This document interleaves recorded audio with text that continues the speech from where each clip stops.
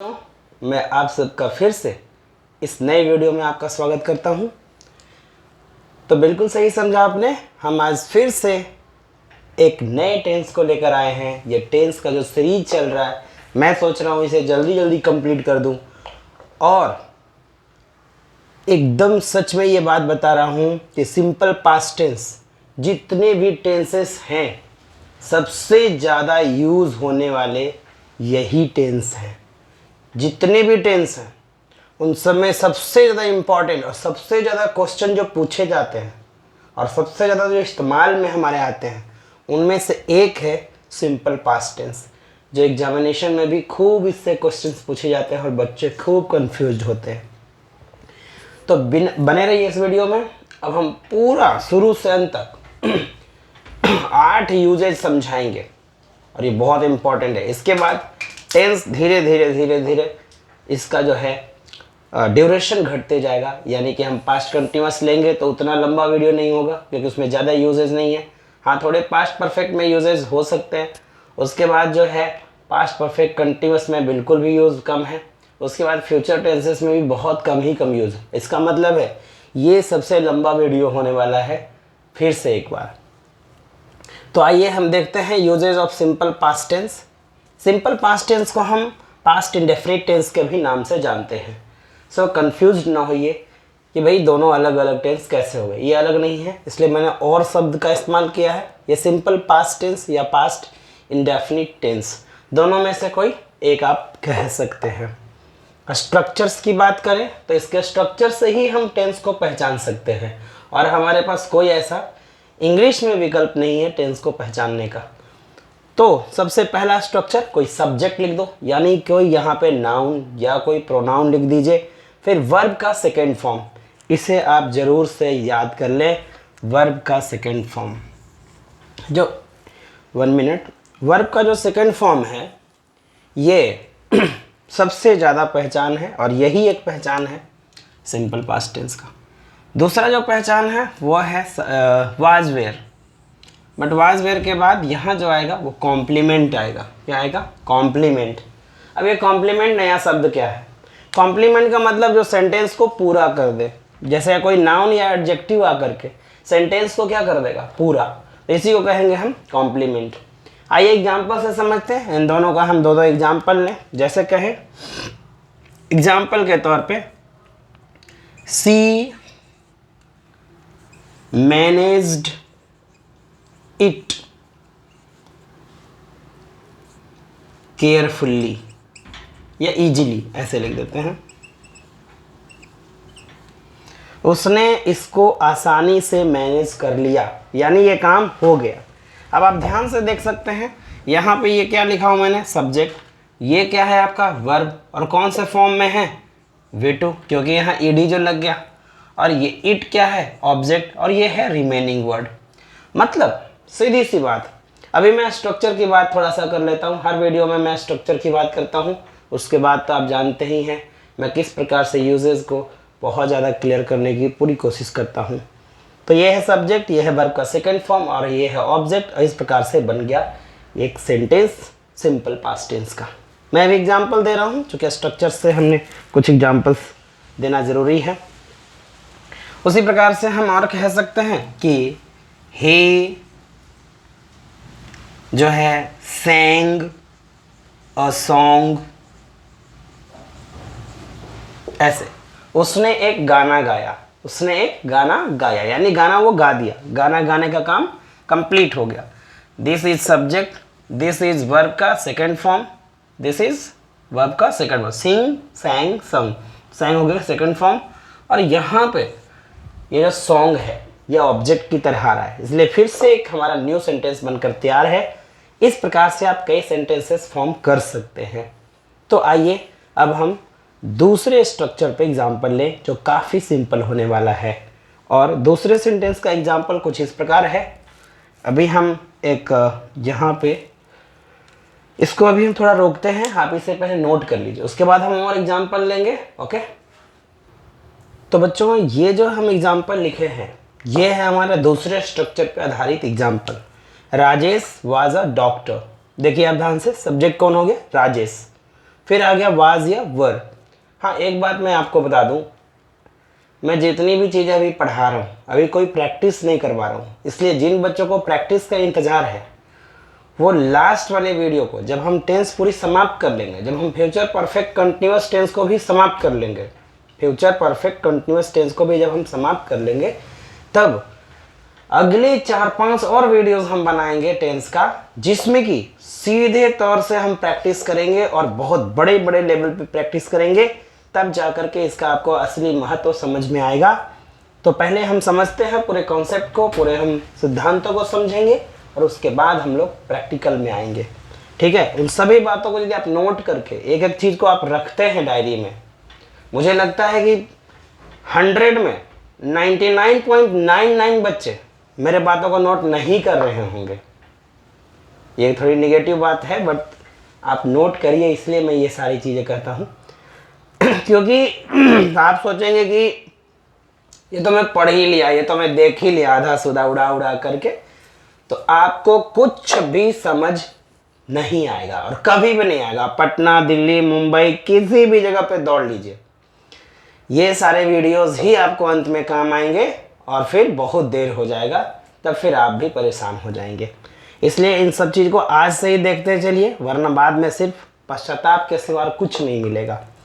Rajesh subject हो गया, was were में से राजेश सिंगुलर है इसलिए वाज होगा तो यहाँ वाज हो गया। और कॉम्प्लीमेंट मतलब जो सेंटेंस को पूरा कर दे, यदि हम वाज तक रखें तो वाज तक सेंटेंस पूरा थोड़ी ना हो गया।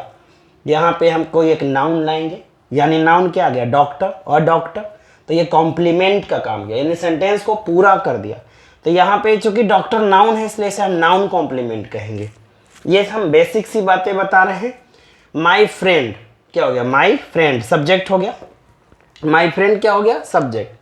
अब यहाँ पे आपको देख रहे हैं, अब हम मान लो माई फ्रेंड्स लिख दें, क्या लिख दें, माई फ्रेंड्स, चूंकि मान लीजिए कहोगे कि दोनों वेयर वेयर क्यों ले लिए, अब हम मान लीजिए माई फ्रेंड्स लिख दें, तो एक से ज़्यादा हो गया, एक से ज़्यादा के लिए क्या लगाएंगे, हम वर लगाएंगे।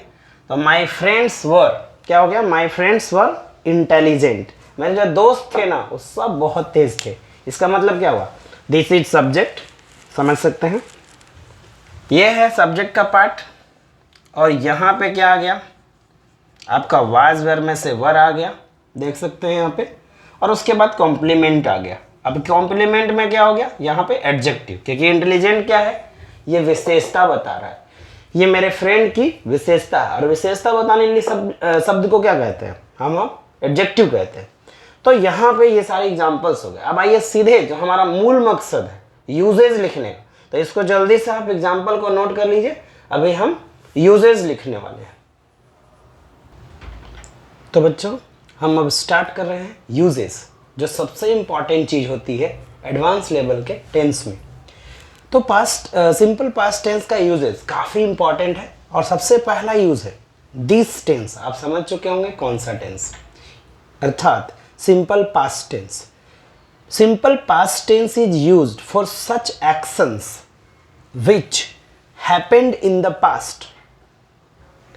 यानी सिंपल पास्ट टेंस का प्रयोग ऐसे कार्यों के लिए होता है जो पास्ट में हुए हों, यानी जो काम पास्ट में हुआ हो, आज नहीं हुआ हो, जो काम पहले ही हो चुका हो।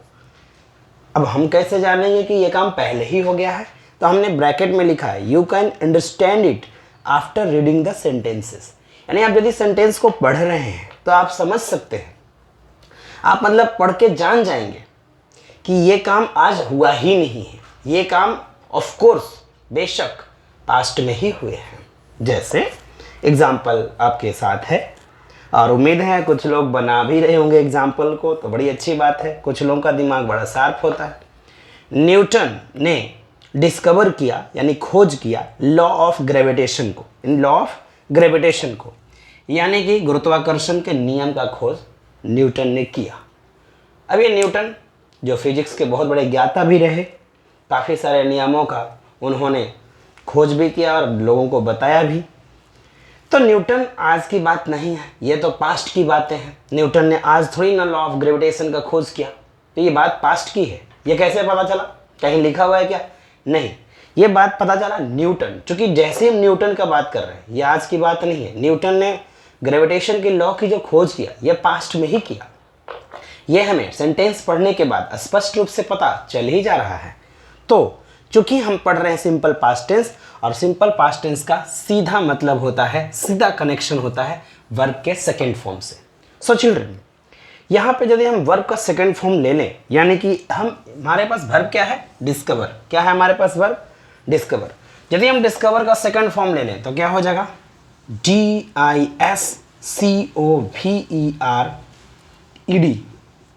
डिस्कवर्ड। और discovered is the right answer, क्योंकि ये काम पास्ट में हुई है, इसलिए हमें इसे V2 में ही लिखना होगा। मार्कोनी, हाँ, नाम सुने ही होंगे आप लोग। मार्कोनी ने रेडियो का खोज किया था, इन्वेंशन किया था। तो यहाँ पे हम क्या कर देंगे, चूंकि ये खोज आज नहीं हुई थी, रेडियो आज कोई नई बात नहीं है, आज भी रेडियो कुछ जगहों पे प्रचलित है, बट अब रेडियो का उतना कोई जो है कि अभी ट्रेंड में नहीं है उतना। अब तो हम लोग मोबाइल हो गया, कंप्यूटर आ गए, बहुत सारे लैपटॉप्स आ गए, तो लैपटॉप मोबाइल में हम बिजी हो गए, तो अब रेडियो का उतना प्रचलन नहीं है। लेकिन रेडियो मार्कोनी ने खोज किया था आज के बहुत साल पहले, यानी ये काम पास्ट में हुई है, ये हमें पढ़ने के बाद पता चल ही गया। तो हम क्यों ना सीधे इन्वेंट का V2 इन्वेंटेड कर दें, ऑफ कोर्स। और कुछ लोग पहले से ही बना के रखते हैं, बड़ी अच्छी बात है। बच्चों, अब आप सोच रहे होंगे खोज करने का दोनों में हम लोग इन्वेंटेड या डिस्कवर्ड दोनों में क्यों ना लिख दिया। तो हाँ, एक थोड़ा सा डिफरेंस बता देता हूँ, कभी काम ही आ जाएगा आपको। डिस्कवर का मतलब वो चीज़ जो पहले से है, इस धरती पे पहले से वो मौजूद है, बट हम लोग को पता नहीं था, बट हम लोगों ने उसका कारण समझ लिया कि हाँ ये इस वजह से ऐसे हो रहा है, या हमने उसे खोज कर लिया। जैसे हम कोई लोहा की खोज, तो लोहा कोई थोड़ी ना बना दिया, लोहा पहले से था बट धरती के अंदर था, हमें पता नहीं था, तो उसको कहेंगे डिस्कवरी, यानी खोज होना। इसी तरह से हम कहें कि भारत का खोज वास्को ड गामा ने किया था 1498 में, यानी 1498 में। जो 1498 में जो खोज किया, तो भारत को थोड़ी ना बना दिया आके कि भारत भारत, ऐसा थोड़ी ना बना दिया, पहले से ही भारत था। बस उन लोगों के लिए वो खोज था, भारतीयों के लिए भारत खोज नहीं था, बट भारतीयों के बारे में उन विदेशियों को, यूरोपियंस को पता नहीं था कि भारत जैसे भी कोई बड़ा देश इस दुनिया में है। इसलिए वास्को ड गामा ने पूरे यूरोपियन को जाकर के बताया, क्योंकि वो पुर्तगाल के थे, तो उन्होंने अपने जाकर के हिस्सों में बताया कि हाँ हमने भारत की खोज कर ली, यानी हमें पता नहीं था बट वो था, यहाँ पे इस धरती पे था, बट हमें पता नहीं था, बट खोज कर लिया। तो वैसे खोज को हम डिस्कवरी बोलेंगे जो पहले था और पता नहीं था, और हमने उसका पता लगा लिया। लेकिन इन्वेंशन, रेडियो नहीं था, अरे माना कि हाँ रेडियो धरती के ही सारे चीज़ों को यूज़ करके बनाया गया है, बट एक नया चीज़ बना दिया। अब थोड़ी ना कि हम कोड़ रहे हैं ज़मीन में, तो खुदाई करते करते करते करते एक रेडियो मिल गया हमको। वो बात नहीं थी कि जो हमारे मार्कोनी साहब वो धरती कोड़ रहे थे, उनको एक रेडियो मिल गया, ऐसा नहीं था। रेडियो को उन्होंने कई सारे ऐसे पार्ट्स पुर्जों को लेकर के जोड़ जोड़ करके एक नई चीज़ बना दी, जिसका नाम रेडियो रखा। तो ऐसी चीज जो कुछ है नहीं, बट हम उसे क्रिएट कर दें, हम उसे पूरी तरह से रचनात्मक ढंग से बना दें, तो उसे हम कहते हैं इन्वेंशन। और ऐसी चीज़ों में हम इन्वेंटेड कहते हैं, ठीक है ना, यानी कोई नई चीज़ बना देना। जैसे मोबाइल, टीवी, ये सब क्या हुआ, ये सब का इन्वेंशन हुआ है। चलिए हम और बातें करते हैं। भारत जो है अपनी आज़ादी पाई थी 1947 में। इसका मतलब ये खुद से पता चल रहा है कि भारत ने आज़ादी पाई, आज थोड़ी ना पाई है और पाती है रोज़, ये पास्ट की बातें हैं। तो गेट का हम कौन सा वर्ब फॉर्म लगाएंगे, V2। बाबर ने इब्राहिम लोदी को हरा दिया, इसका मतलब क्या है कि ये पास्ट की बात है। बाबर, अकबर, हुमायूं, ये सब मुगल वंश के शासक थे, और ये आज की बात नहीं है, ये पूरा मेडिएवल इंडिया जो है उसका, भारत, मध्यकालीन भारत का भी सब बात है। तो आज की बात तो ये है नहीं, और इसलिए सीधे तौर से हम इसमें क्या लगाएंगे, वर्ब का सेकंड फॉर्म। तो क्या हो जाएगा यहाँ पे, डिफीटेड हो जाएगा, यानी कि इसमें हम वर्ब का सेकंड फॉर्म ही लगाना है। ये ध्यान रखेंगे आप सब। मैंने ये टी शर्ट लंदन में खरीदा, देखिए ये टी शर्ट है, हम लंदन गए थे घूमने, ठीक है ना, देख रहे होंगे आप, और लंदन में ही हमने ये टी शर्ट खरीदा। हालांकि ये मजाक है, ये आपको सीरियसली नहीं लेना है। हाँ, तो मैं लंदन कभी गया नहीं था, ये आप सीरियसली बिल्कुल मत लेना।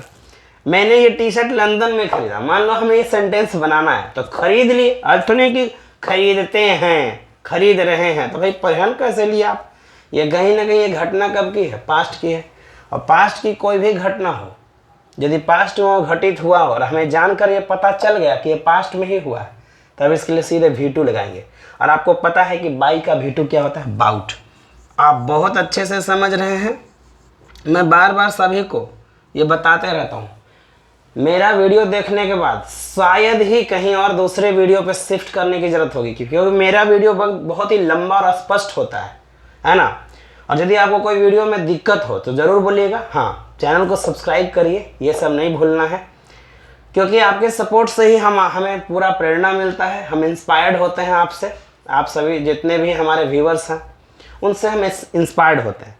तो हम चाहते हैं कि आप हमारे वीडियोज़ को लाइक, कमेंट, शेयर सब कुछ करें, है ना, ताकि ज़्यादा से ज़्यादा लोगों तक पहुंच सके। इसलिए शेयर करना भी ज़रूरी है। सो बच्चों, ये सारी चीज़ों को हमने क्या बताया कि ऐसे टेंस, इस टेंस का प्रयोग ऐसे कार्यों के लिए किया जाता है। कुछ हिंदी भाषी लोग कहते होंगे, बिहार बोर्ड के जो बच्चे हैं या अदर बोर्ड, MP बोर्ड के जो बच्चे मुझे देख रहे हैं, या कहीं भी देश दुनिया के विभिन्न बोर्ड्स के लोग देख रहे हैं, वो कहेंगे सर इंग्लिश में क्यों पढ़ा रहे, ये हर चीज़ हमको हिंदी में सीखना है। प्लीज़ बच्चों, जब आपको इंग्लिश सीखने के लिए आप ठाने हैं तो आप हर चीज़ को इंग्लिश में ज़्यादातर सीखिए। हाँ, ये जो अंडरस्टैंडिंग की जब आती है, लैंग्वेज है, बोल करके समझाना है, तो ये आपके मातृभाषा में सीखेंगे। जो हम लोग का मातृभाषा अभी हिंदी चल रहा है, मतलब ज़्यादातर लोग अभी हिंदी बोल रहे हैं, हम सब इधर, तो ये चीज़ें उनके लिए भी है। तो आसानी से समझाने के लिए मैं हिंदी में भी बोल देता हूँ, बट इन सारी चीज़ों को हम नोट करके चलिए। और हम थोड़ी देर में हम दूसरे यूज़ लेके आ रहे हैं। Stay tuned in my video, हम दूसरे यूज़ पे अभी तुरंत से आ रहे हैं। प्लीज़ इसको नोट कर लीजिए, स्क्रीनशॉट कर लीजिए। तो बच्चों, अब हम यूज़ नंबर 2 पे बात करेंगे। ये वेरी वेरी इंपॉर्टेंट यूज़ है, VVI। ये कितना इंपॉर्टेंट है, वेरी वेरी इंपॉर्टेंट। और सच में इससे तो एक क्वेश्चन हमेशा ही पूछे जाते हैं। इसलिए आप इस रूल को ध्यान से देखिए, आपको बहुत चीज़ें क्लियर हो जाएगी। हाँ, इस चीज़ को स्क्रीनशॉट, नोट सब करते रहना है, क्योंकि इतना सारा बात है। और ये कंपटीशन के बच्चों के लिए भी बहुत इम्पॉर्टेंट है और बोर्ड एग्ज़ाम के बच्चों के लिए भी इम्पॉर्टेंट है। इसलिए ये कंपटीशन में भी सेम टू सेम यही सब चीज़ों से क्वेश्चंस पूछी जाती है। इतना लंबा टेंस पे डिस्कशन शायद ही किसी वीडियो में आपको देखने को मिलेगा। तो यूजेज नंबर 2 पे चलते हैं, जो वेरी वेरी इंपॉर्टेंट है, VVI, very very important. This tense is used, it means simple past tense is used with the following time expressions. अब ये क्या बात हुई, फॉलोइंग मतलब नीचे लिखा हुआ, निम्नलिखित समय सूचक शब्दों के साथ हम सिंपल पास्ट टेंस का प्रयोग करते हैं। सिंपल सी बात। अब भाई निम्नलिखित क्या है, कौन सा समय सूचक शब्द है? अब देख लीजिए, ये टाइम एक्सप्रेशंस हैं। स्टरडे या स्टरडे से बना हुआ कोई भी time expression, yesterday morning, yesterday evening, yesterday afternoon.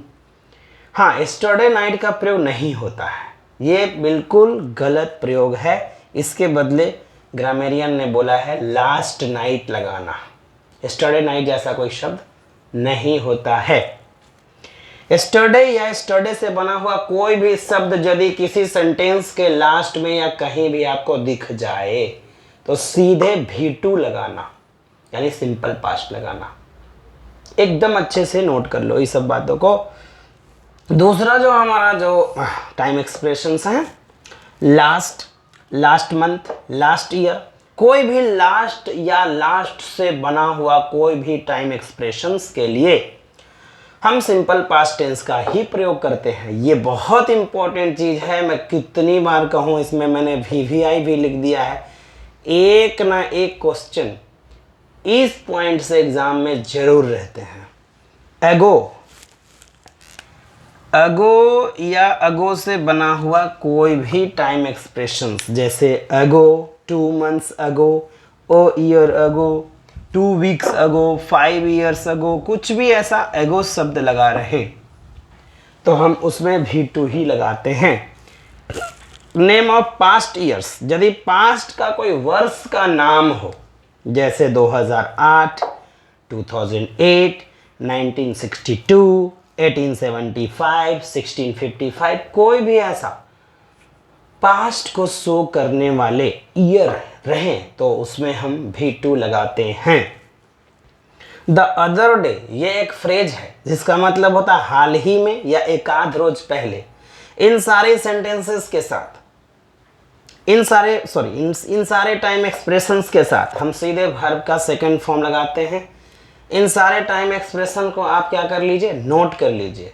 उस नोट करने के बाद अब हम एग्जाम्पल देंगे और एग्जाम्पल से आपको समझाएंगे कि कैसे इसमें हम V2 लगाते हैं। ठीक है, टेक अ स्क्रीनशॉट। तो बच्चों हम आ गए हैं एग्जाम्पल लेकर के, और एग्जाम्पल क्या कहता है आप देख लीजिए। हमने अभी थोड़ी देर पहले बताया कि ये सारे सेंटेंस में जहाँ भी इसमें से कोई भी एक वर्ड दिख जाए तो आप वहाँ पे क्या लगाना, वर्ब का सेकंड फॉर्म, क्योंकि हम क्या पढ़ रहे हैं, सिंपल पास्ट टेंस। और जब आप सिंपल पास्ट टेंस पढ़ रहे हैं और नींद में पढ़ रहे हैं, आपको V2 समझ ही नहीं आ रहा तो कैसे सिंपल पास्ट टेंस पढ़ेंगे। इसलिए मैं बार बार आपको याद दिला रहा हूँ कि यहाँ पे V2 ही लगाना, क्योंकि आप सिंपल पास्ट टेंस में ही हो। She dash to Delhi yesterday, वो कल दिल्ली गई, वो कल दिल्ली चली गई। मतलब यस्टरडे जहां भी दिखे या यस्टरडे से बना हुआ कोई भी शब्द समूह, तो उसमें हम V2 लगाएंगे। तो गो का V2 क्या होता है, वेंट। तो यहाँ पे क्या लगा देंगे, वेंट, हो गया। गो, वेंट, गोन। वर्ब फॉर्म जरूर याद कर लीजिए, बहुत जरूरी है। आप वर्ब फॉर्म याद नहीं कर रहे और कह रहे कि समझ ही नहीं आ रहा है, तो मैं क्या कर सकता हूँ, वर्ब फॉर्म तो हम आपके लिए याद नहीं ना करेंगे। अब मैथ मानने चले, टेबल ही नहीं याद है तो जोड़ते रहिए उंगली पे, 9 6 3 13, ऐसे थोड़ी होता है। और 9 6 15, अरे सीधे हमको 12 का टेबल जब याद ही नहीं है तो हमको 2 बार करना है तो 12 और गिनिए, फिर लंबा समय लग जाएगा। इसलिए प्लीज बच्चों आप वर्ब फॉर्म याद कर लीजिए, है ना। तो इसमें क्या है, she went to Delhi yesterday. हमने क्या देख के ऐसे लगाए, मेरा चेहरा देख के आप V2 लगा रहे तो गलत है। हाँ, यहाँ पे आप यस्टरडे को देख कर लगाइए।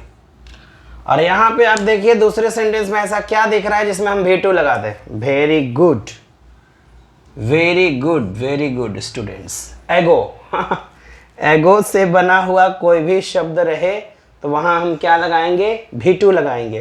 तो यहाँ डाई का V2 क्या हो जाएगा, डाइड। बन गया नहीं जी। मिस्टर दास डाइड 2 years अगो।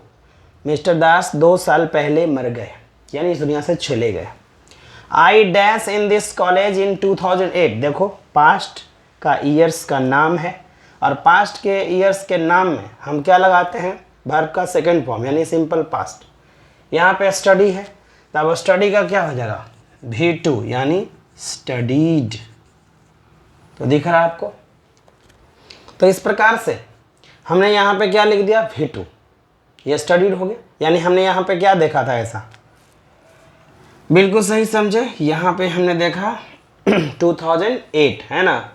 अब देखो एक दो और एग्जाम्पल लेते हैं, फिर समझ में आ जाएगा। इसको हम मिटाते हैं क्योंकि ये था हमारा रूल जिसका काम अब हो गया है। अब देखिए एक दो और एग्जाम्पल लेकर के आपको क्लियर ही करते हैं। जैसे लास्ट वाले का एग्जाम्पल ले लेते हैं। जैसे हम कहें कि चौथा example, Ramesh dash us English last year. Ramesh sir पिछले साल हम लोग को इंग्लिश पढ़ाए थे, बट रमेश सर का जॉब लग गया, तो अब इस साल रमेश सर नहीं कोई और सर आए हैं। अब यहाँ पे मान लीजिए हमको कोई वर्ब लेना है, तो पढ़ाए थे, पढ़ाने का क्या होता है, टीच। अब आपको टीच का वर्ब फॉर्म याद ही नहीं है, तो सर पहले जाइए, वीडियो छोड़िए, पहले वर्ब फॉर्म याद करके आइए। अब आप वीडियो को लेकर झूक क्यों रहे हैं, वीडियो को छोड़ के जाइए और वर्ब फॉर्म सीख के आइए, फिर इसको देखिए बनाइए, बन जाएगा। तो अब रमेश है यहाँ पे, और इंग्लिश हमको पिछले साल सिखाए थे। आप ध्यान दे रहे होंगे यहाँ लास्ट शब्द क्या बता रहा है, लास्ट मतलब पास्ट, पास्ट मतलब V2, V2 मतलब सिंपल पास्ट। तो टीच का क्या हो जाएगा यहाँ, TAUGHT। बन गया नहीं जी। अब एक और एग्जांपल देते हैं। 5 हमने ऐसे एक्सप्रेशंस लिया था, 5 कैटेगरी में इसको हम बांट दिए थे। पांचों का एक एक एग्जांपल दे रहे हैं, फिर हम वीडियो को तीसरे यूज़ में लेकर के चलेंगे, है ना। तो 5वां रूल में देख लीजिए, 5वां एग्जांपल, जैसे कहें कि they dash here the other day. अब द अदर डे से लोगों को लगेगा ना कि दूसरा दिन, तो ये तो सर पास्ट की बातें नहीं हुई, तो दूसरा दिन कभी और दिन, ऐसा नहीं होता है। द अदर डे का मतलब आप जा करके नेट पे भी चेक कर लीजिए, द अदर डे का मतलब होता है हाल ही में, यानी एक आध दिन हो गया, ठीक है ना। यानी वो हाल ही में वो लोग यहाँ आए हैं, मतलब ज़्यादा दिन नहीं हुआ है, जल्दी आए हुए किए हैं, लगता है कल परसों में आए होंगे, बट कंफर्म नहीं है, बट हाँ जल्दी ही में आए हैं। अब मान लो आने का यहाँ वर्ब डालना है, तो आने का वर्ब क्या होता है यहाँ पे, मान लो हमको कम वर्ब डालना है, तो कम का V2 क्या हो जाएगा, कम का V2 हो जाएगा केम, और ये आ गया केम। बट आप केम क्यों लगा रहे हैं, इस द अदर डे की वजह से। यही वो टाइम एक्सप्रेशन है जो हम लोगों को क्या बता रहा है, वर्ब का सेकेंड फॉर्म। इसे आप स्क्रीनशॉट कीजिए, फिर हम यूजेज नंबर 3 में चलेंगे। तो बच्चों अब हम यूज नंबर 3 लेकर आ गए। This tense is use to express the unfulfilled desire और अनरियल सिचुएशन ऑफ प्रेजेंट। आप सोच रहे होंगे क्या गलती से प्रेजेंट लिख दिए सर? बिल्कुल नहीं, मैं बिल्कुल सही लिखा हूं, और अभी समझाता हूं कि क्या होगा। इस टेंस का प्रयोग यह बताने के लिए भी होता है, क्या बताने के लिए, अनफुलफिल्ड डिजायर, ऐसी इच्छा, जो इच्छा तो बहुत थी बट पूरी नहीं हुई, अनफुलफिल्ड, जो इच्छा फुलफिल नहीं हुई उसे बोलते हैं अनफुलफिल्ड डिजायर। तो इस टेंस का प्रयोग यह बताने के लिए होता है कि प्रेजेंट का जो अनरियल सिचुएशन है, यानी कोरी कल्पना, जो कल्पना की है लेकिन खाली रह गया, यानी कुछ हुआ ही नहीं, या अनफुलफिल्ड डिजायर, यानी कि प्रेजेंट का, अभी का, कि काश में अभी पक्षी होता तो मैं आसमान में उड़ता। वो ऐसे बिहेव करता है जैसे मानो वो लंदन में रहता है, बट रहता है एक छोटा सा गांव में, लेकिन बिहेवियर और एटीट्यूड ऐसे चमक चमक के चलेगा कि जैसे लग रहा है हम लंदन से आए हैं। लंदन से आया मेरा दोस्त, दोस्त को सलाम करो। ये आया कहाँ से पता नहीं है ये दिल्ली से आया कमा के, तो थोड़ा इतरा रहा था। तो बच्चों कई बार ऐसी हम कल्पना कर लेते हैं, कई बार हम ऐसी इच्छाओं को रखते हैं जो पूरी ही नहीं होती, और भविष्य में कोसों दूर तक भी पूरी होने की कोई संभावना नहीं है, और अभी ये हमारी इच्छा है, ये हमारी अभी की इच्छा है।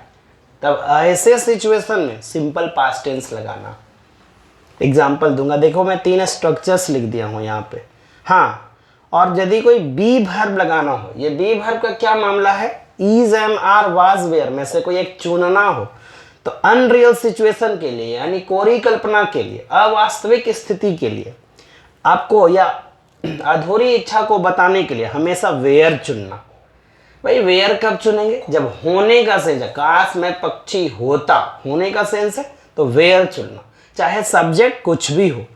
देखो इफ सब्जेक्ट बी का वेयर रूप, बी यदि आएगा is, am, are, was, were में से, तो सिर्फ वेयर रूप चुनेंगे, चाहे सब्जेक्ट कुछ भी क्यों ना हो।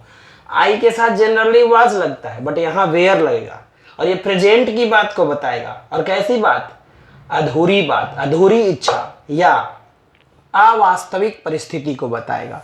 यह वास्तविक परिस्थिति को नहीं, अवास्तविक परिस्थिति को बताता है।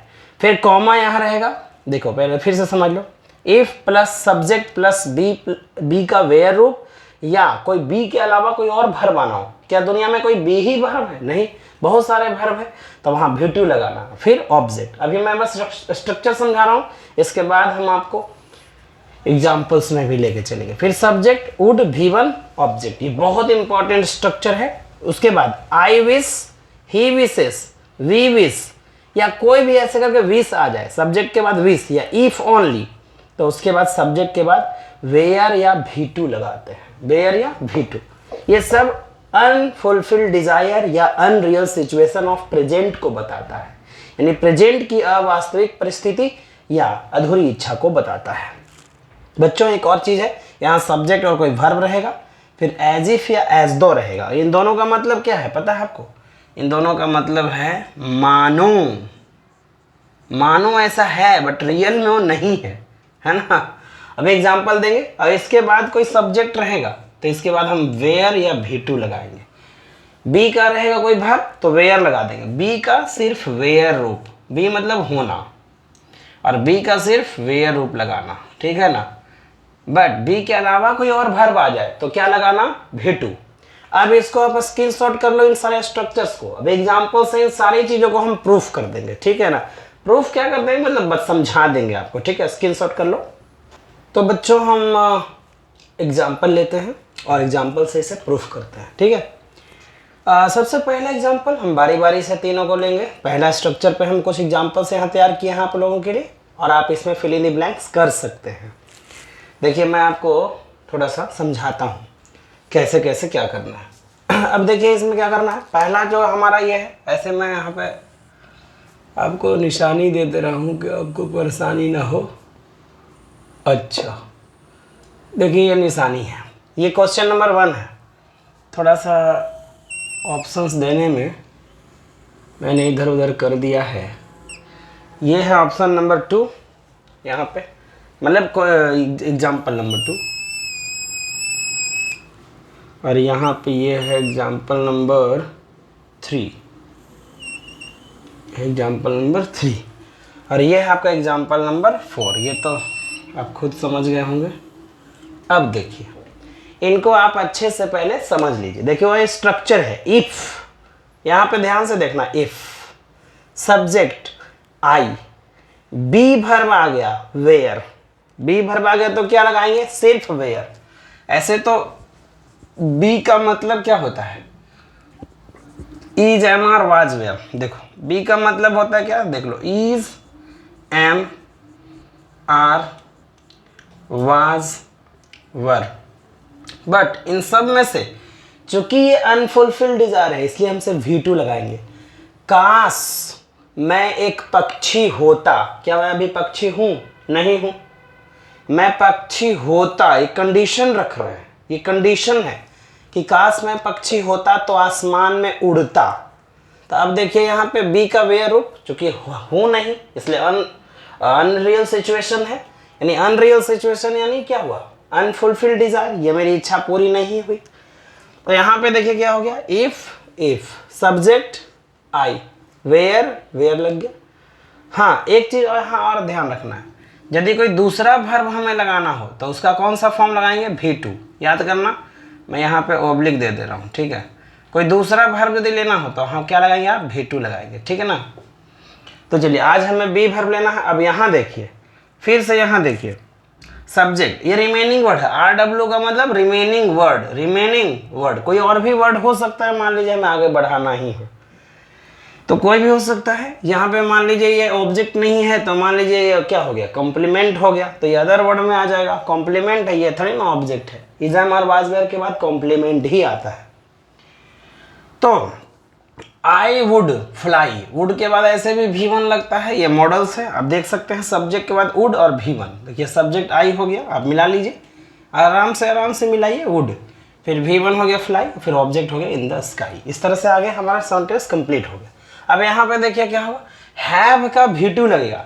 इसका मतलब क्या हुआ? काश मैं पक्षी होता तो आसमान में उड़ता, काश मैं पक्षी होता तो आसमान में उड़ता, बट पक्षी तो हूं ही नहीं। काश उसके पास पैसा होता तो वो भी एक कार खरीद लेता, बट पैसे में नहीं है। अभी पैसा होता ना तो तुरंत जाके पहला नंबर कार ही खरीदता, क्योंकि उसको बड़ी दिक्कत है भाई। If he had money, if he had money he would buy. अब बोले वुड कहाँ से आया नया बात, या नया प्रचलन कहाँ से ला दिए? देखो नया प्रचलन नहीं है, यह हमारा रूल में है ना, तो इसलिए हम क्या लगा देंगे? Would buy. अब ध्यान से समझते चलिए, है ना। और मान लो जो चीज़ नहीं समझ में आए तो हमें कमेंट करो ना, फिर से समझाएंगे कि मेरा तो काम ही यही है। काश मैं भारत का प्रधानमंत्री बनता, अभी बना नहीं बनता, अभी मेरा इच्छा है। अभी तो इलेक्शन का दौर भी चल रहा है, चुनाव में खड़ा होंगे तो बन भी जाएंगे, लेकिन अभी खड़े ही नहीं होना हमको चुनाव में, है ना। काश मैं भारत का प्रधानमंत्री बनता, ये मैं मजाक कर रहा था। भारत का प्रधानमंत्री बनने का हमें कोई सपना नहीं है और हम ना कभी सपना देख ही सकते हैं, है ना। तो यहाँ बिकम का V2 लगा देंगे, बिकेम, क्योंकि ये मेरे लिए क्या है, अनफुलफिल्ड डिजायर है।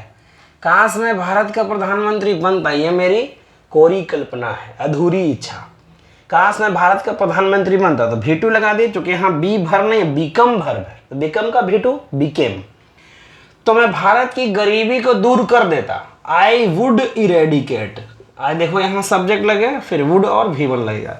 यहाँ पे आप कंफ्यूजन में शायद आ रहा है, देखो इफ सब्जेक्ट V2 ऑब्जेक्ट, देखो if subject I V2 object the PM of India, comma, और यहाँ पे क्या लगेगा फिर ध्यान से देखो, subject would V1 object, subject I हो गया वुड, और V1 में क्या आएगा, इरेडिकेट, क्योंकि यहाँ हमने वर्ब भी नीचे में प्लेस कर दिया है ताकि आपको ये ना लगे कि भाई कौन सा वर्ब डाले, है ना, इरेडिकेट।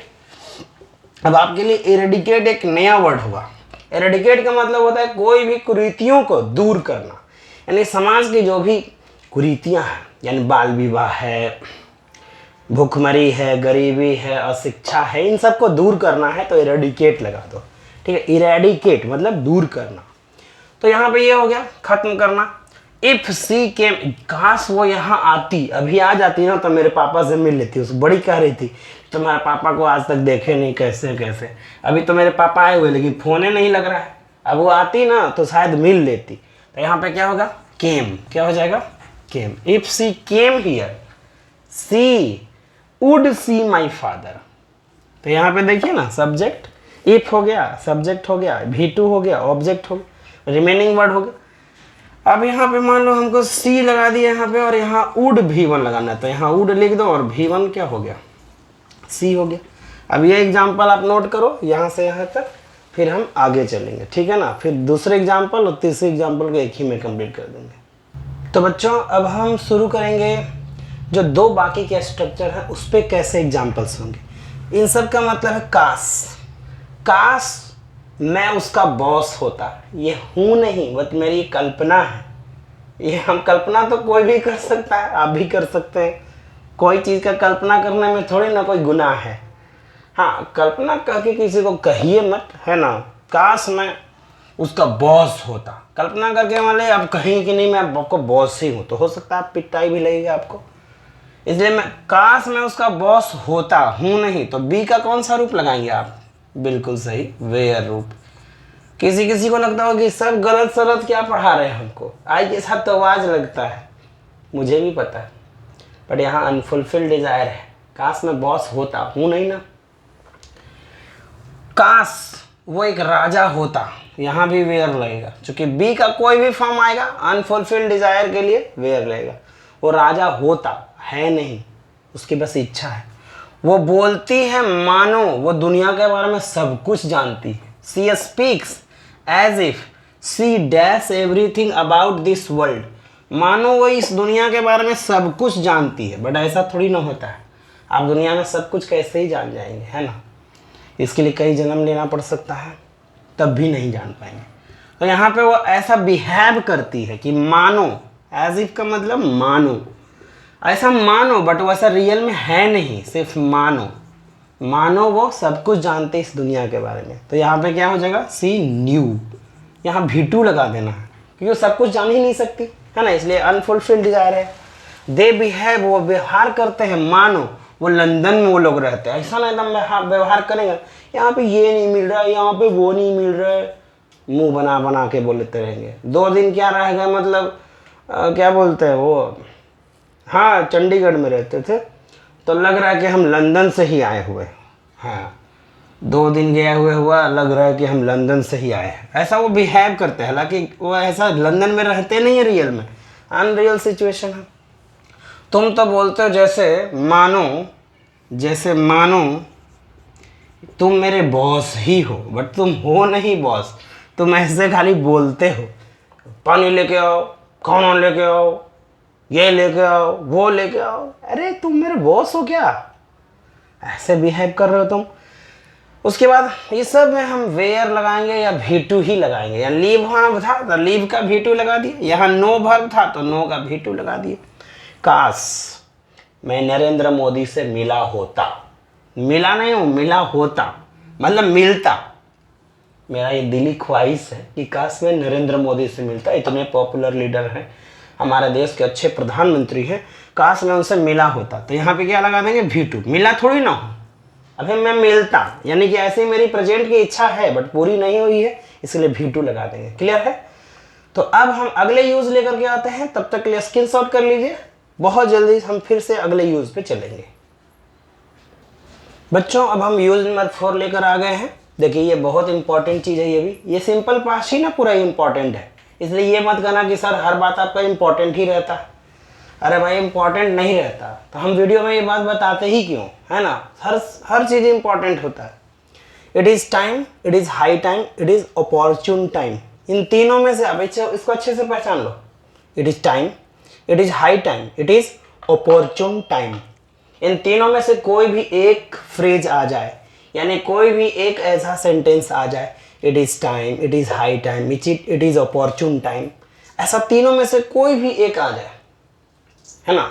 कोई भी तीनों में से कोई भी ऐसा एक तीनों में से फ्रेज बोल सकते हैं, या तीनों में से ऐसा कोई भी सेंटेंस दिख जाए, ऐसे शुरुआती में ऐसा कोई भी सेंटेंस दिख जाए, it is time, it is high time, it is opportune time, तो उसके बाद सिंपल पास्ट टेंस ही लगता है, यानी कि सब्जेक्ट के बाद V2 और ऑब्जेक्ट ही लगता है। अच्छा, कहेंगे कि सर इसका मतलब क्या होता है? तो देखिए इसका मतलब है, मैं यहाँ लिख दिया, दिस स्ट्रक्चर, यानी ये वाला जो स्ट्रक्चर है, it is time, it is high time, it is opportune time के बाद subject plus V2 plus object लगाते हैं। यह स्ट्रक्चर हमें बताता है कि राइट टाइम हैज़ पास्ट, यानी सही समय गुजर गई है, यानी किसी काम के सही समय गुजर गई है। The right time has past, यानी कि काम का समय खत्म हो गया है बट काम हुआ नहीं है। या it has been a little late in action, यानी काम में थोड़ी देर हो चुकी है। मैंने इसलिए लिख दिया काम में थोड़ी देर हो गई है, अब तक काम हो जाना चाहिए था बट हुआ नहीं। कहते हैं ना डॉक्टर साहब ना आए जी, अरे हाँ यार 10 बजे तक तो आ जाते थे बट अब तक आए नहीं। यही वो समय है जब वो आ जाते बट आए नहीं। जैसे हम अपने बच्चों को भी बोलते हैं, या आपको भी मम्मी बोलती होगी, अब तक तो सो जाता था तुम, देख रहा है आज मासी तुमको, कल छुट्टी है तो क्या मतलब? इसका मतलब कि अब तक आपको सो जाना चाहिए था बट सोए क्या? नहीं, सोए नहीं। यही वो समय है जब वो दुकान खोलते बट खोले नहीं, यानी कि दुकान खोलने का समय में थोड़ा देर हो गया, पता नहीं आज क्यों दुकान थोड़ा लेट से खुल रहा है, ठीक है ना? तो ऐसे सिचुएशन में आपको सिर्फ क्या लगाना है? वर्ब का सेकेंड फॉर्म लगाना है। तो आप देख सकते हैं इट इज टाइम, ये समय है, यही वो समय है जब वो दुकान खोलता, तो क्या हो जाएगा? ओपेंड। क्या हो जाएगा यहाँ? ओपेंड, V2 लग जाएगा। ध्यान रखिएगा, इट इज टाइम के बाद सब्जेक्ट आए तो हम V2 ही लगाते हैं। इट इज टाइम, यही वो समय है, यही वो उपयुक्त समय है, यही वो उचित समय है जब आप बेड पर जाते, यानी आपको सोने का समय हो गया है, निकला जा रहा है, अब तक आपको सो जाना चाहिए था। क्या लगाएंगे? वेंट। ठीक है, अब हम अगला एग्जांपल देखते हैं। इट इज अपॉर्चुन टाइम, यही वो उपयुक्त समय है, यानी अभी वो उपयुक्त समय आ गया है, या शायद वो उपयुक्त समय निकला जा रहा है जब डॉक्टर साहब यहाँ आते। डॉक्टर साहब के आने का समय अब निकलता जा रहा है, अब तक आ जाना चाहिए था बट आए नहीं, तो यहाँ क्या लगा देंगे? वर्ब का V2 फॉर्म। क्या लगा देंगे? वर्ब का V2 फॉर्म। और आप देख सकते हैं मैंने हर सेंटेंस के लास्ट में एक वर्ब लगा रखा है, यहाँ दे रखा है ओपन, गो, कम। या ओपन का ओपेंड हो जाएगा, गो का वेंट हो जाएगा और कम का केम हो जाएगा। ठीक है, आप इस तरह से। अच्छा, हुआ क्यों देख सकते हैं आप, यहाँ पे इट इज़ टाइम की वजह से हुआ, यहाँ पे हुआ इट इज़ हाई टाइम की वजह से, और यहाँ पे हुआ इट इज़ अपॉर्चुन टाइम की वजह से। इनके बाद चाहे सब्जेक्ट कुछ भी हो, देखिए ये सारे सब्जेक्ट्स हैं, तो हम वर्ब का सेकंड फॉर्म ही लगाएंगे। यानी कि आप देख सकते हैं यही वो समय है जब वो दुकान खोलता बट खोला नहीं, यही वो उपयुक्त समय है, या यही वो उचित समय है जब तुम बेड पे जाते बट गए नहीं। It is opportune time the doctor came here, it is opportune time the doctor came here, यानी यही वो उपयुक्त समय है जब डॉक्टर यहाँ आते बट आए नहीं। यानी इस प्रकार से ऐसे में कोई भी तीनों में से एक आए तो हम सब्जेक्ट के बाद से V2 लगाएंगे और फिर ऑब्जेक्ट तो है ही, यानी कि it is high time, it is opportune time और it is time, it is time, it is high time और इट इज़ अपॉर्चुन टाइम। इनके बाद कोई भी सब्जेक्ट आए V2 लगाएंगे, याद रखिएगा ये तीन चीज़, it is time, it is high time और इट इज़ अपॉर्चुन टाइम के बाद हम सिंपल पास्ट लगाते हैं, मतलब सब्जेक्ट के बाद V2 लगाते हैं। प्लीज़ इसे नोट कर लीजिए, फिर हम यूज़ नंबर 5 में चलेंगे। तो बच्चों ये है हमारा 5वां यूज़, बहुत इंपॉर्टेंट यूज़ है ये भी। चलिए इसको हम समझते हैं, ये थोड़ा लंबा लग रहा होगा बट बहुत ही आसान चीज़ है। व्हेन एन एक्शन या इवेंट, कोई भी घटना is continuing in the past, कोई घटना या कोई काम पास्ट में जारी हो, एंड इन द मीनवाइल, और उसी बीच some other action is occurred, और उसी बीच कोई दूसरी घटना घटा हो। कोई काम जारी है, देखिए मैंने जारी काम लगा दिया है, और उसी बीच कोई दूसरी घटना घट गई हो, तो देन फॉर कंटिन्यूड एक्शन, यानी जो काम जारी था, past continuous tense is used, and for the other action which disturb the continued action, जो कंटिन्यूड एक्शन को डिस्टर्ब कर दिया, तो जो डिस्टर्ब किया यानी मीनवाइल एक्शन, मीनवाइल मतलब उसी बीच जो घटना घटी, उसके लिए सिंपल पास्ट, और जो कंटिन्यूड एक्शन थी उसके लिए पास्ट कंटिन्यूअस, पास्ट कंटिन्यूअस। ये चीज़ ध्यान रखेंगे। तो अब कैसे हम ये समझे, जब वो टीवी देख रहा था उसके पापा आ गए, उसके पापा मना किए थे कि टीवी मत देखना, एग्जाम नज़दीक है, ठीक है मान लेते। जैसे ही वो टीवी, मतलब जब वो टीवी देख ही रहा था, यानी टीवी देखने का काम चल रहा था, ध्यान से टीवी देख रहा, अरे पापा आ गए, मतलब एक कौन सा काम जारी था बच्चों, बिल्कुल टीवी देखने का काम जारी था, यानी जारी घटना के लिए पास्ट कंटिन्यूअस, तो क्या हो जाएगा, वाज वाचिंग। और उसी बीच जो घटना घटी, कौन सी घटना घटी, उसके पापा के आने की घटना, आने का काम हुआ, तो यहाँ क्या हो जाएगा, V2, यानी जो उसी बीच घटना घट गई। देखिए मीन वाइल एक्शन के लिए या डिस्टर्ब्ड एक्शन के लिए, चूंकि पापा आ जाएंगे, मना करके गए हैं, तो भाई टीवी तो बंद होगा, यानी कि टीवी देखना डिस्टर्ब हुआ कि नहीं हुआ, बिल्कुल हुआ, तो इसके लिए हम V2 लगाएंगे। अराइव का V2 क्या हो जाएगा, अराइव। यहाँ हम नीचे भर फॉर्म दे दिए, मतलब भर दे दिए सप्लाई करने के लिए कि इस भर का करेक्ट फॉर्म सप्लाई करो, है ना। जब वो लोग सो रहे थे, यानी वो सब लोग सो रहे थे, खड़खड़ा रहे थे, एकदम खर खर सो रहे थे, तो जैसे वो लोग सो रहे थे, मतलब जब सोने का काम चल रहा था, उसी समय उनके यहाँ चोरी की घटना घट गई। यानी सोने का काम चल रहा था, ये सब लोग सोए हुए थे और उसी बीच चोरी हो गई। तो कौन सा काम चल रहा था, ये वाला सोने का काम। तो जो काम चल रहा है उसके लिए पास्ट कंटिन्यूअस, तो क्या हो जाएगा, वाज स्लीपिंग, हो गया ना। और जो काम उसी बीच घट गई, यानी क्या घट गई, चोरी हो गई। तो चोरी हो गई उसी बीच हुई, यानी कि ये सोने का काम डिस्टर्ब हो गया होगा, या फिर वो काम, सोने का काम चल रहा था उसी बीच एक और काम हो गया।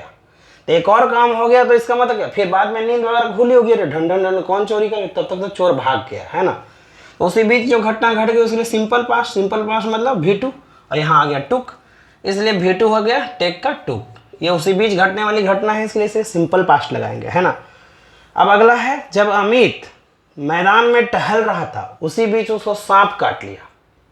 ऐसा थोड़ी ना कि सांप काट लिया अब हम टहल रहे हैं, हाँ काट लिया सांप जी, बहुत ठीक है, हाँ काटो काटो बढ़िया से, हाँ ठीक, अब चल रहे हैं, सांप काट लिया अब चल रहे हैं। ऐसा थोड़ी होता कि सांप काट लिया तो चल रहे हैं। हाँ जनरली क्या होता है कि हम चल रहे थे, देखो ना हम फील्डवा में घूम रहे थे, हो अचानक सांपे पर लाती पड़ गया, यानी कि पैर पड़ गया, और वहीं पे हमको लपटा के वो काट दिया। तो इसका मतलब क्या है कि अमित पहले से ही फील्ड में घूम रहा था, चल रहा था, यानी कि ये काम जारी था, यानी क्या हो जाएगा, वाज वॉकिंग, हो गया ना। और उसी भी सांप काट लिया, यानी बाइट मतलब होता है दांत से काटना, तो सांप थोड़ी ना ऐसे कोई चाकू से काट देगा। तो यहाँ पे बाइट का V2 हो गया बीट, है ना, ध्यान रखिएगा। तो उसी बीच ये घटना हो गई, सांप को काटने की जो घटना हुई उसी बीच हुई, इसीलिए हम यहाँ क्या लगाएंगे, V2 लगाएंगे, है ना। ये काम चल रहा था तो पास्ट कंटिन्यूअस था, यानी कि पास्ट में काम जारी था तो पास्ट कंटिन्यूअस लगा दिए, और उसी बीच एक सांप ने काट लिया, उसके लिए हम क्या लगाएंगे, सिंपल पास्ट लगाएंगे, यानी V2 लगाएंगे। तो बाइट का V2 क्या होगा, बीट। अब इसे जल्दी से आप स्क्रीनशॉट कर लीजिए, लिख लीजिए, फिर अगले लास्ट यूज में चलेंगे, यानी यूज नंबर 6। ठीक है, तो बच्चों हम यूज नंबर 6 लेके आ गए हैं, जो आखिरी यूज है और बहुत बेहतरीन यूज है। व्हेन टू एक्शंस या इवेंट्स, जब दो कार्य have occurred in the past, जब दो काम पास्ट में घटित हुआ हो, जब दो कार्य पास्ट में घटित हुआ हो, दोनों काम, in which one action is occurred earlier, जब एक काम पहले घटा हो, दोनों काम तो एक साथ होगा नहीं, जब एक काम पहले घटा हो और दूसरा काम बाद में घटा हो, क्या लिखेगा, which in which one action is occurred earlier and the other action is occurred later, एक एक्शन पहले ही घटा हो और दूसरा एक्शन बाद में घटा हो, then for the first action past perfect tense is used and for the second action simple past tense is used. अब इसको समझते हैं, यानी कि जो देखिए ध्यान से समझा देते हैं यहाँ पे, P1 घटना के लिए पास्ट परफेक्ट, इन जो पहली बार घटना घटा, इन दोनों कामों में से देखना होगा कि पहले क्या हुआ, जो पहले होगा उसके लिए पास्ट परफेक्ट और जो बाद में होगा उसके लिए सिंपल पास्ट टेंस लगता है। ध्यान रखिएगा, सिंपल पास्ट टेंस। टेंस बहुत बहुत बहुत बड़ी चीज होती है, इसलिए मैं कहता था कि टेंस को इतना हल्के में लेने की जरूरत नहीं है, इसलिए इंग्लिश टफ हो जाती है ना, हम लोग हल्के में ले लेते हैं कोई चीज को। तो P1 घटना यानी पहले घटने वाली घटना के लिए पास्ट परफेक्ट और बाद में घटने वाली घटना के लिए सिंपल पास्ट लगाते हैं। ठीक है, जैसे उसने मुझसे कहा, है ना, यहाँ पे हम टेल लिख देते हैं, उसने मुझसे कहा कि मेरे उसके पापा मतलब 1 साल पहले ही मर गए, है ना, तो पहले कहा कि पहले मर ही गए। अब कोई कहेगा कि ना पहले जो है कह दिया, अरे भाई गुस्सा वाला बात नहीं है, गुस्सा में पापा उसको मारे होंगे तो कह दिया कि मेरे पापा जो है कि मर गए। कहाँ पापा रे, मर गए तो पापा, यानी मर गए पापा। तो इस प्रकार से गुस्सा में बोला वो अलग बात है, बट रियलिटी में क्या होता है, पहले मरा जाता, पहले कोई का पापा मरेंगे, किसी के भी पापा मरेंगे तब कहेगा कि पहले कह देगा तब मरेंगे, नहीं। तो पहले कौन सी घटना घटी, मरने का घटना पहले हुआ तब ना बोला कि हाँ भाई पापा मर गए, पहले मरे होंगे यानी P1 और बाद में वो कहा तो P2।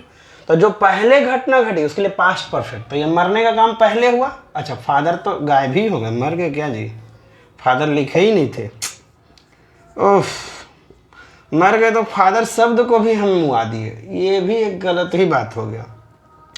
हिज फादर, यहाँ देखो फादर मैंने छोड़ ही दिया था, तो यहाँ पे फादर हो गया, और डाइड मर गए, तो पहले मर गए यानी हैड डाइड हो जाएगा, यहाँ हैड डाइड। अब 1 साल पहले तो क्या हो गया, अ ईयर बिफोर। तो देखिए यहाँ पे पहले काम हो गया मरने का, इसलिए हम हैड डाइड लगा दीजिए, पास्ट परफेक्ट मतलब होता है हैड V3। ठीक है, और बाद में वो कहा, तो बाद में घटने वाली घटना के लिए क्या चाहिए, सिंपल पास्ट लगाते हैं, तो सिंपल पास्ट के लिए क्या V2 लग जाएगा, यानी क्या हो जाएगा, टोल्ड। तो इस प्रकार से ये भी बन गया। अब हम और एग्जाम्पल लेंगे, अब एक एक बात को हम एग्जाम्पल से हम आपको साबित करते चलेंगे। पहले इसको आप स्क्रीनशॉट ले लीजिए हल्का सा, फिर हम अभी मिटा देंगे, ठीक है ना। अभी इसको स्क्रीनशॉट ले लीजिए, ठीक है। तो बच्चों अब हम कुछ और एग्जाम्पल लेके आए हैं। देखो ये मूलभूत चीज़ें यही है, देखो यहाँ समझा दे रहा हूँ, जो मैं अभी अंडरलाइन कर रहा हूँ वही मेन चीज़ है, ठीक है। आप समझना चाहते हैं तो इसको समझ लीजिए।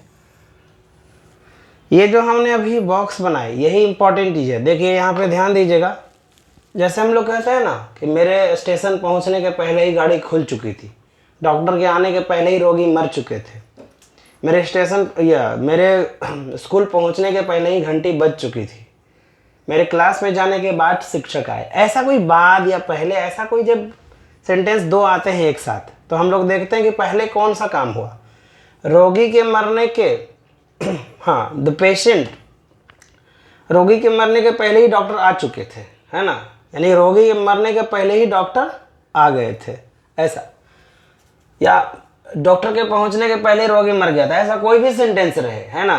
तो यहाँ हम देख लेते हैं कि डॉक्टर साहब के आने के पहले ही रोगी मर गया, यानी रोगी मरा पहले ही और डॉक्टर आया बाद में। कई बार अक्सर ऐसा होता है कि डॉक्टर साहब समय पर नहीं पहुंचे और रोगी मर गया। पेशेंट मर चुका था पहले ही डॉक्टर के आने से, यानी डॉक्टर आया बाद में और पेशेंट पहले ही मर गया, पहले मर गया। तो पहले घटना घटने वाले के लिए हाँ बाद में डॉक्टर आया, तो ये P2। अब देखिए P2 मतलब बाद में घटने वाली घटना, ऐसा भी आप देख सकते हैं कि बिफोर के बाद क्या लगाना है, सिंपल पास्ट, यानी V2। यहाँ क्या हो जाएगा, V2 केम, ध्यान से देखिएगा क्योंकि चीज़ें निकल जाती है ऐसे, है ना। अब चीज़ों को रोक रोक करके समझिए। पेशेंट मरा बाद में, यानी कि बिफोर के पहले क्या लगाएंगे, रूल बना दिए। देखिए बिफोर के बाद लगाना है सिंपल पास्ट और बिफोर के पहले लगाना है पास्ट परफेक्ट। इसके उल्टा क्या हो जाएगा, आफ्टर के बाद लगाना है पास्ट परफेक्ट और आफ्टर के पहले लगाना है सिंपल पास्ट। ठीक है, इस यदि रूल को ध्यान में रखते हैं तो आपको P1 P2 भी समझने की ज़रूरत नहीं है। P1 P2 भी समझ सकते हैं, बट इस रूल पे आप बैठा लेंगे तो आराम से समझ में आ जाएगा।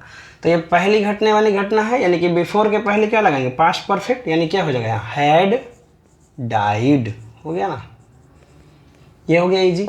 अब देखिए मेरे स्टेशन पहुंचने के पहले ही ट्रेन खुल चुकी थी, यानी कि ट्रेन स्टार्ट हो गई थी। तो पहले यही काम है, बिफोर के पहले पास्ट परफेक्ट, यहाँ हैड V3 आ जाएगा, हैड स्टार्टेड, हो गया ना, हैड स्टार्टेड।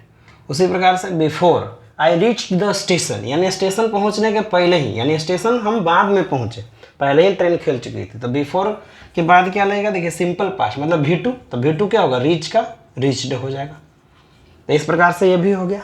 अब देखिए यहाँ पे थोड़ा सा आपको हौच पौच जैसा लग रहा होगा, बट यहाँ पे देखिए मेरे, हाँ, I dash the school after the bell dash, यानी मेरे स्कूल पहुँचने के बाद घंटी बजी, यानी पहले क्या हो गया, हम स्कूल पहुँच गए, तो पहले हम स्कूल पहुँच गए, आफ्टर के पहले क्या लगाना है, हाँ, या ऐसे हो सकता है, सॉरी, कि मेरे स्कूल पहुँचने के बाद घंटी लगी, है ना। ध्यान से देखिएगा, यहाँ पे देखिए पहले क्या हुआ, सिंपल पास्ट, आफ्टर के पहले क्या लगाना है, सिंपल पास्ट, यानी V2 लगाना है। तो क्या लगा देंगे, आई रीच्ड द स्कूल, मैं स्कूल पहुंच गया, घंटी लगने के बाद, यानी पहले क्या काम हुआ, घंटी लगा, यानी ये P1 घटना होगी, यानी पहले घटने वाली घटना, इसके लिए सिंपल पास्ट नहीं पास्ट परफेक्ट लगेगा।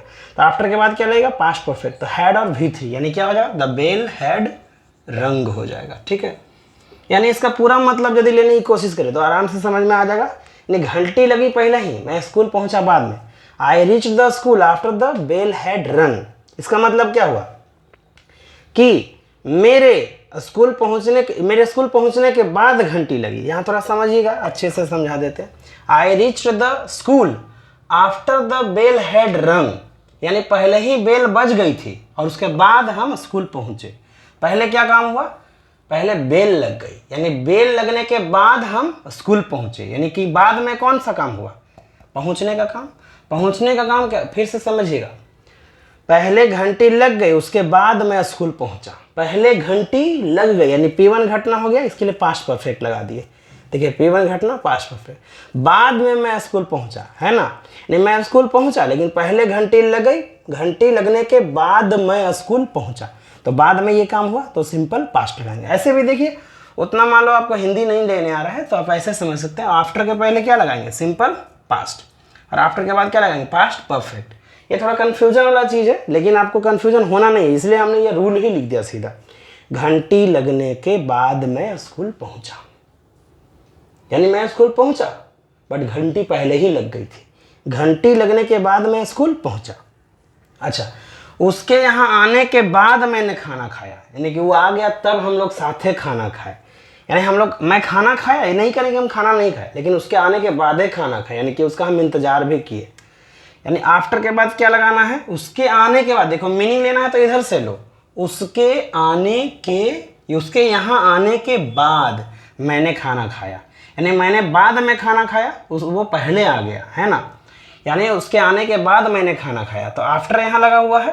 तो अब देखो आफ्टर के बाद क्या लगाना है, पास्ट परफेक्ट लगाना है। क्या लगाना है, पास्ट परफेक्ट। यहाँ हैड और V3 आ जाएगा, क्या हो गया, यहाँ हैड और कम के कम, यहाँ V3 आ गया। आप देख सकते हैं इसमें मतलब क्या हुआ, उसके यहाँ आने के बाद, इसे ऐसे लो, उसके यहाँ आने के बाद मैंने खाना खाया, यानी आफ्टर के पहले क्या लगाना है, सिंपल पास्ट। सिंपल पास्ट मतलब V2। देखो डॉक्टर के आने के पहले रोगी मर चुका था, उल्टा लीजिए आप लोग, जब भी मीनिंग लेना हो ना तो कंफ्यूजन में नहीं हो, उल्टा लीजिए। डॉक्टर के आने के पहले ही रोगी मर चुका था, मेरे स्टेशन पहुंचने के पहले ही गाड़ी खुल चुकी थी, घंटी लगने के बाद मैं स्कूल पहुंचा, घंटी लगने के बाद में, इधर से लीजिएगा ना तो सब आपको सीधा हो जाएगा, है ना। उसके यहाँ आने के बाद मैंने खाना खाया, जब भी मीनिंग लेना है तो कैसे, उल्टा। डॉक्टर के आने के पहले रोगी मर चुका था। मेरे स्टेशन पहुंचने के पहले गाड़ी यानी ट्रेन खुल चुकी थी। बेल लगने के बाद यानी घंटी लगने के बाद मैं स्कूल पहुंचा। उसके यहाँ आने के बाद मैंने खाना खाया।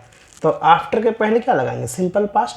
तो यहाँ एट हो गया V2, V2 मतलब सिंपल पास्ट। और आफ्टर के बाद क्या लगाएंगे? पास्ट परफेक्ट यानी हैड प्लस V3। यानी उम्मीद करते हैं ये सारी चीज़ आपको समझ में आया होगा। इसको हम अभी अगला एक और यूज है, छोटा सा यूज है 7, उसको हम बता करके ही इस वीडियो को स्टॉप करेंगे। तो अभी बने रहिएगा, यूज नंबर 7 हम अभी तुरंत लेकर आते हैं, ठीक है। तो बच्चों अब हम लेकर आए हैं use number 7, when two actions of past. जब पास्ट का दो कार्य are occurred in a sequence, यदि एक सीक्वेंस में घटित हुआ हो, यानी कि दो काम है लेकिन एक के तुरंत बाद दूसरा काम हो गया। सीक्वेंस का मतलब क्या होता है? एक के काम के तुरंत बाद, देर थोड़ा भी नहीं हुआ, एक काम हुआ और तुरंत दूसरा काम हो गया, माने वो काम होते ही दूसरा काम हो गया। तो उन दोनों ही काम के लिए हम सिंपल पास्ट टेंस का यूज करते हैं। When two actions of past are occurred in a sequence, when two actions of past are occurred in a sequence, then for both of the actions simple past tense is used। यानी यदि दो कार्य, past के दो कार्य एक के बाद एक हो, सीक्वेंस में हो, तो दोनों कार्यों के लिए सिंपल पास्ट टेंस का यूज करते हैं। फिर से मैं एक बार बता देता हूं। When two actions of past are occurred in a sequence, then for both of the actions simple past tense is used। यानी कि जब दो काम एक के बाद एक के तुरंत बाद दूसरा काम हो, तो दोनों कामों के लिए क्या लगाते हैं? सिंपल पास्ट टेंस लगाते हैं, यानी V2 लगाते हैं।